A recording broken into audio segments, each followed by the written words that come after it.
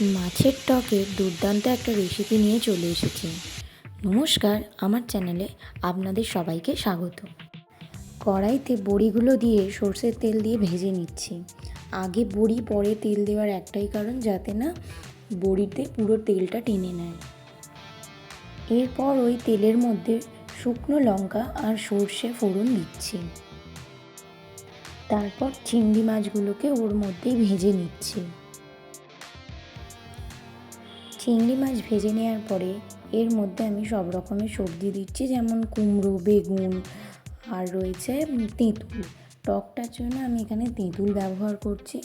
আমরা তো বিভিন্ন রকমের টক খেয়ে থাকি, কিন্তু সবজি দিয়ে টক খুব কমই হয়, তো সেইটাই আজকে আমি দেখানোর চেষ্টা করছি।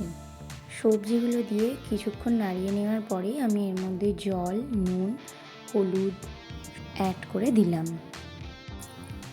এরপর আমি জিনিসটা কড়াই থেকে নামিয়ে একটা পাতিলের মধ্যে ঢেলে সেটাকে ফুটতে দেব। বেশ কিছুক্ষণ ফুটিয়ে নেওয়ার পরে আমি এর মধ্যে ভেজে রাখা বড়িগুলো অ্যাড করে দিচ্ছি। তারপর আবারও বেশ কিছুক্ষণ ফুটতে দেবো। এইভাবে ফোটানোর পরেই আমাদের তৈরি হয়ে যাবে মাছের এই টকটা।